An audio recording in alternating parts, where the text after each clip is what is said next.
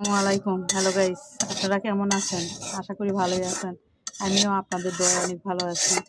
আজকে আপনাদের দেখাবো লাউয়ের শাক রান্না করা। লাউ চাচি লাউয়ের শাক রান্না করা দেখাবো, সঙ্গেই থাকুন।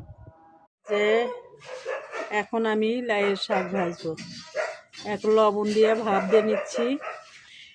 ভাপ দিয়ে নিলে সিদ্ধ হয়ে যাবে, লবণ দিয়ে ভাপ দিয়ে নিলে। তারপরে এগুলো ঢালে নিয়ে তারপরে রসুন পেস্ট কাঁচামরিচ দিয়ে ভাজবো। আপনারা সঙ্গে থাকুন কীভাবে ভাজি। এই যে শাক ভাপ দেওয়া হয়ে গেছে, এখন আমি ঢালে নিব।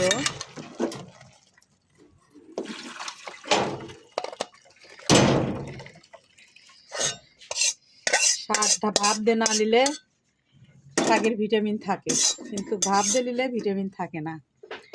এখন কি করব, এতগুলো পানি। এই যে তেল দিয়ে দিলাম, তারপরে এখানে যে পেস্ট রসুন কাঁচামরিচ দিয়ে এখন ভেজে নিব। একটু লবণ দিয়ে দিলাম।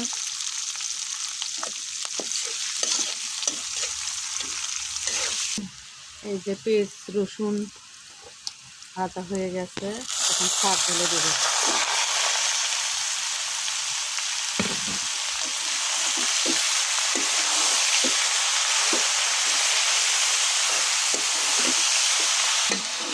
এই যে আমার শাক ভাজা হয়ে গেছে, কীরকম হয়েছে অবশ্যই কমেন্ট করে জানাবেন। আর আপনারা এই শাক কী কী শাক করে বলেন একটু বলেন। এটা কিন্তু আমরা বলি ছাঁচি লাউয়ের শাক। কারণ আপনাদের দেশে ছাঁচি লাউ শাক, ছাঁচি লাউয়ের নাম কী বলে আমি জানি না, কিন্তু লম্বা লম্বা সাদা সাদা লাউ, সেই লাউয়ের শাক আমার রান্না হয়ে গেছে। ঢালে নেব। ডাঁটাগুলো কিন্তু সাজিনের মতো লাগবে, খুব স্বাদ লাগে। কামড়ে কামড়ে খেলে, চাবে চাবে খেলে স্বাদ লাগে। এই তো আমার শাক ভাজা।